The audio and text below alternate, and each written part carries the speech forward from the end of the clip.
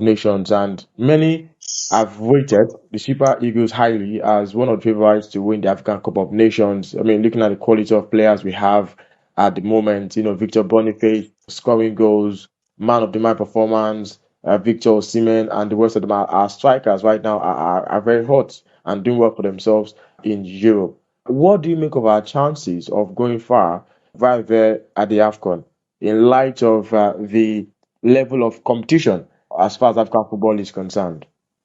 As a patriotic Nigeria who love his fatherland and who can do anything to make his fatherland to be the best in the world map. To be honest with you, we have like you said, we have a quality and a solid players all over the world, making Nigeria proud. And but we don't have a solid team. To have a solid player is different from you to have a solid team. If you look at Nigeria today, you can see the way we are playing right now. We are not playing the way we used to play. Many people they are fed up in watching even Nigeria is playing match. They have already fixed. They go out of this TV station and say no, Nigeria is going to lose because the way we played is not the way we expect them to play. So another thing we have to look into is let us find a way to build a solid team out of those solid players, that quality of players. If we cannot do that, it's going to still be the same thing when we like what happened in the last year Nations Cup in Egypt that we lost in Cameroon. So for me, and look at the team itself. As you said, we have Osimhen, we have Awoniyi, we have Woban, we have Boniface. All these strikers are making Nigeria proud over the world. Even some of our players too are making Nigeria proud.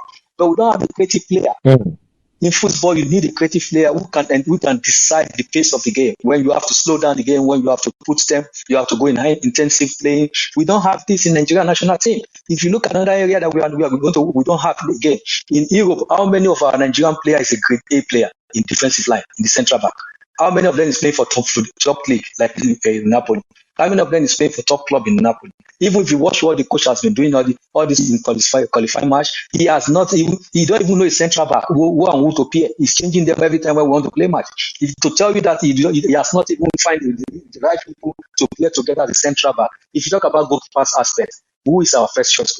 Now he's talking about inviting Luka back to the national team. To tell you, we have some area we have to build on. We have the solid player, we have the quality player, but to build a quality team, a sound team that can be more solid, that can be scared, that can be a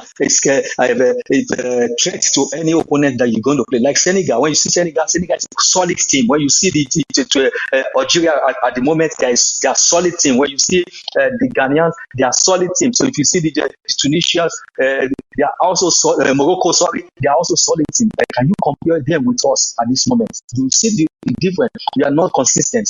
One time we are up, sometimes we go down. So those are those things, those areas the coach you have to work on. You have to do it now before the next 4 months before the Nations Cup is going to start.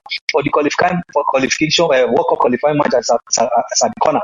You have to start now building the team you want to use in the Nations Cup so that you can be able to know who is first 11 is. Then we can be able to say we are solid, we have a quality, and we have a solid team. Without that, I think we should not expect much in the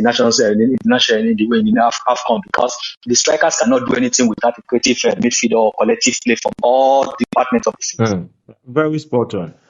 Kochi, now this creative department, attacking midfielder, like you mentioned, which player do you think